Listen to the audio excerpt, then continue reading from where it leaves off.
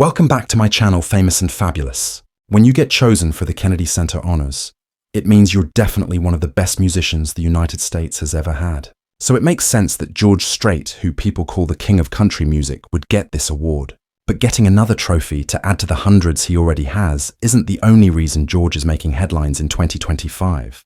From helping people affected by floods to having a fight with a famous person, and then almost dying from a serious health problem, the king of country has been really busy. Let's start with a list that came out on August 13th.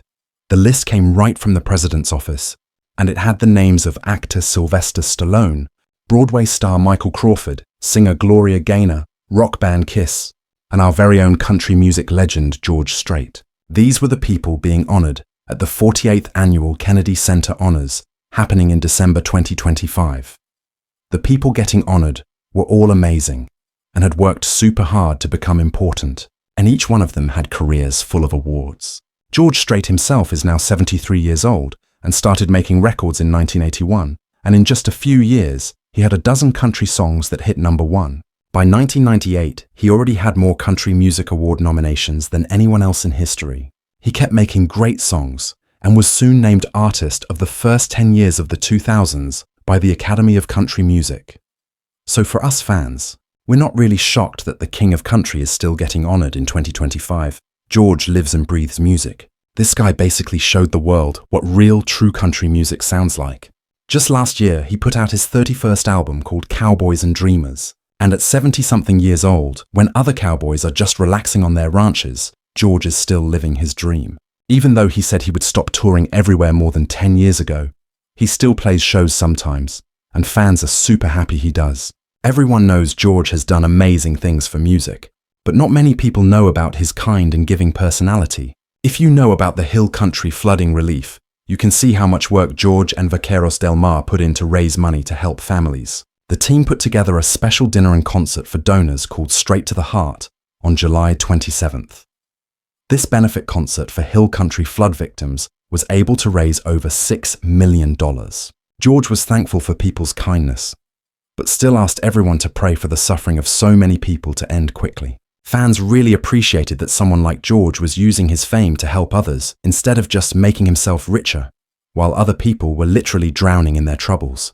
But anyone who knows George's story wouldn't be too surprised that he's choosing to do everything he can to help people. George was born in 1952 in the small town of Poteet, Texas, and his early life was nothing like the fame of being a music star.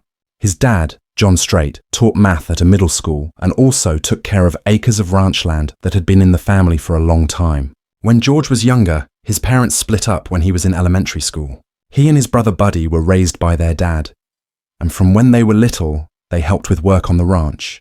The two boys spent a lot of time on the ranch, learning the values of life in the rural West. Life on his family's ranch shaped who he became. When the sun came up, it meant doing chores before school, and being responsible wasn't something you could choose. It was just how life worked, and it seemed like this would be George and his brother's way of life for many more years. But George was still in high school when he started getting more serious about music. The 1960s were a time when rock and roll was everywhere on the radio, and many of his classmates were into that sound. According to him, all he cared about back then was the Beatles. In his own words, the Beatles were big. I listened to them a lot and that whole bunch of groups that were popular then. George later joined a rock band called the Stoics, who were a group that loved the Beatles. But it was a time of trying new things, and George decided it was important to play in a few other rock bands too during high school. The interesting thing was that he wasn't even into country music at this time. After high school, he went to Southwest Texas State University for a year. Then he married his high school sweetheart, Norma, in a secret wedding. After that, he joined the US Army in 1971. George might have left his new wife to serve his country, but he could never give up music for anything. It was while he was in Hawaii that he started playing guitar and singing again, and his taste in music had changed a little bit, but still included guitars. George now started liking songs about the open road, the honky-tonks, and the old dance halls of Texas. The people he liked were country greats like Merle Haggard, and especially Bob Wills, who was famous for Western swing music. For George, these men's voices showed the experience of working-class life, and their guitars sounded like the heart of the American West. Still in the military, George made a bold choice to join his first country music band. Luckily for him, there was one at the army base called the Rambling Country. This was where his talent really showed. George's voice was so perfectly Texan that when he sang country, it was a perfect match. Still, George decided he needed to get a degree in the second thing he knew how to do best, which was agriculture. However, it was at Southwest Texas State University, where he was studying, that he saw a poster for a country band called Stony Ridge, and he decided to join. Not long after joining, he became the lead singer, which wasn't really a surprise. And one of the first things he did was change the band's name to the Ace in the Hole. And they did really well at their first show, because after that they played regularly at clubs near the campus. Soon they were getting booked by bars in South and Central Texas, even as far away as Huntsville and Houston. The Ace in the Hole became popular in their area and was even the opening act for big performers like the Texas Playboys. This recognition got them the chance to record some songs George wrote. The record company they worked with at the time was a small one in Houston called D Records. And sadly, the songs didn't become hits, and George realized he couldn't focus completely on music, especially since he didn't know anyone in the music business. So he kept working on his family's ranch during the day to make extra money. Eventually, his friend Irv Woolsey, who also owned a bar where George's band played, convinced some people from Nashville to come to Texas and hear George and his band perform. Woolsey had worked for a big record label before opening his bar. Well, the people he invited liked George's music but said a Western swing sound wouldn't sell well, so they left without offering a deal. George himself made many trips to Nashville trying to get a record deal and was turned down by every label because, just like those who had come to watch him, certain people in the business didn't believe his traditional style could compete with the pop country sound at the time. Even though Nashville was pushing for a more polished pop sound, George stayed true to the traditional roots of country music. He mixed the swing and dance music with ballads, creating his own unique sound. This refusal to follow trends made him different from almost everyone else. And the hard part was that everyone else was becoming successful while his music wasn't getting recognized. At this point, George thought about quitting music. He had already been offered a job to design cattle pens and was going to take it. In fact, he had told his band he was leaving, but his wife convinced him to give music one more year. It was within that 1 year that MCA, a major label, offered George a recording contract. However, the terms of the contract said that they would start with just one song, and if the song did well, then they would think about making an album and offer him a longer contract. That one song was called Unwound, and after George released this song, it became popular and reached number 6 on the Hot Country Songs chart in Billboard magazine. This was where the story changed. The success of Unwound led MCA to offer him a longer contract, which marked the start of his career as a professional musician. His band, Ace in the Hole, continued with him as his backup band. From that moment, George and his band never looked back. Over the next 40 years, he would collect more #1 singles than any other recording artist in history, quietly beating even Elvis Presley. He became the living symbol of pure, unshakable country music. Yet through all the awards, sold-out stadiums, and endless radio hits, George remained a humble man. He never showed off his success and never tried to get tabloid attention. While many stars around him fell into scandal, addiction, or broken marriages, George held tight to his family, his faith, and the stage, choosing instead to live as he always had. A private man who didn't say much, letting the music do the talking, as it had always done. Unfortunately, tragedy doesn't pick and choose. George faced the most terrible pain in the middle of the 1980s on a June day that would forever change his life. His 13-year-old daughter, Jennifer, was killed in a car accident outside San Marcos, Texas.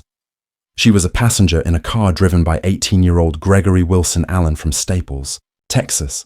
The accident was caused by going too fast and not handling the car properly, which made the vehicle flip over. Jennifer, who wasn't wearing a seatbelt, was partially thrown out and died right away. George was heartbroken. Close friends said he changed overnight. The man who would light up a room with his laughter was gone. George went into a shell even he didn't know he had, keeping to himself. For many years after this tragedy, George stopped talking to the media. He didn't give interviews, choosing not to discuss Jennifer's death for a year. In that loneliness, songs like Baby Blue were born, carrying hidden messages of sadness, quiet tributes to the daughter he could never bring back. After a whole year, George later explained the situation, saying, "I got even more private after I lost my daughter. That's when I really shut things down. I didn't feel like talking to anybody that wasn't really close to me. I had the attitude that nothing worse could probably happen, and so this is the way I'm going to do things.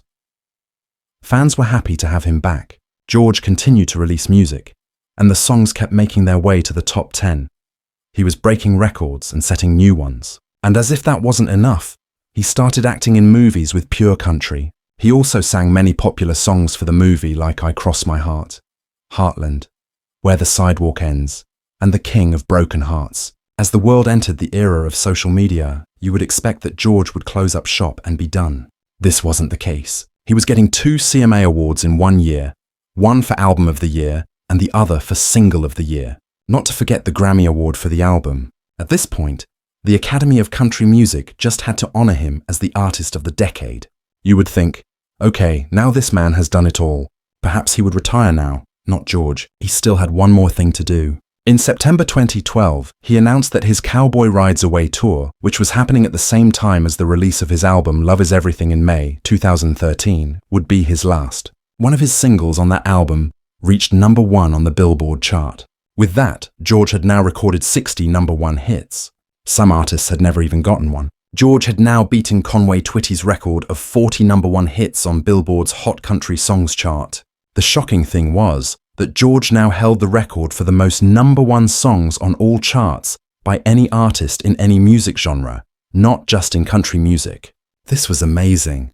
To top off 2013, he also won the Country Music Association's Entertainer of the Year award for the 3rd time in his career. His concert that year also broke the record for the highest earnings at a single country concert, bringing in over $18 million. This was someone who was already talking about retirement. But getting older spares no one, and George broke the news about his retirement in a way that shocked Nashville and the entire world of music. For the first time in his long career, George admitted that his time on stage is coming to an end, not only because of his age, but because of serious health problems he had kept secret from the public. He explained that decades of touring, countless shows, long travel, and the heavy responsibility of living up to his enormous legacy had worn him down. His body, once strong and tireless, has begun to show its limits, and for the first time in his life, he confessed that he can no longer ignore those limits. To many of his fans who saw him as unshakable and invincible, hearing this was heartbreaking. It showed that beneath the cowboy hat and the calm smile was a man who carried burdens like anyone else. Yet his announcement didn't stop with his health. He also revealed a truth he had carried quietly for nearly 40 years. The silence he chose after the death of his only daughter was not only born from grief, but also from guilt. He confessed that he had long believed he should have done more, been present more, and fought harder to protect her. It was a painful revelation, the reality of a father haunted by regret. What could fans do but comfort and applaud the man, the legend? Many wondered what was next for the cowboy. Was this going to be a complete retirement or not? Everyone knew he totally deserved it, and had grandchildren and his beloved ranch to fill his days. A number of fans didn't even realize that he spent a lot of time on his own ranch in South Texas, riding horses, raising cattle, and competing in team roping at rodeos. His ranching and team roping were a big part of his life outside of music. He raised steers specifically for the George Strait Team Roping Classic, a big team roping event he started with his brother Buddy over 20 years ago. And it had been noted that the singer raised horses and cattle because he loved it, not to make money from it. So we all held our breath waiting for what George's decision would be. While people waited, fellow artists, producers, and people in the industry gave tributes that showed how deeply George had shaped their careers. Garth Brooks admitted that without George holding firm to traditional country, there might never have been space for artists like him. Reba McEntire said that George was more than a peer. He was the compass that kept country music true, even when the world around it changed. Younger stars from Luke Bryan to Casey Musgraves credited him with teaching them that being authentic was never something to give up. Even outside of country music, names like Bruce Springsteen and Billy Joel spoke up, calling George a rare artist who not only entertained, but also stood for something larger than music itself. With such a powerful influence, it was obvious to George that he couldn't just disappear like a magician does. Music needed him, so he made the decision to do a sort of semi-retirement. He would release music when he wanted to, and touring would only depend on what he felt like doing. Fans couldn't be more grateful, and by 2024, George had released his 31st album. He went on to make history on June 15th of the same year by having the most fans ever at a US concert for a solo performance. George achieved this incredible feat at Kyle Field at Texas A&M University in College Station, Texas, with a massive crowd of over 110,000 fans. You can't forget this man is 73 years old and still going strong. 2025 remains eventful for George thanks to his charity work and stadium shows with Chris Stapleton. George hasn't kept quiet about the happenings in the country, lending his voice and his incredible wealth of experience to as many who would listen. Other than that, George, or Grandpa as his grandkids call him, continues to build a strong bond with his family, showing the world that a legendary career filled with decades of chart-topping hits and honors that could fill a house can be had without losing oneself.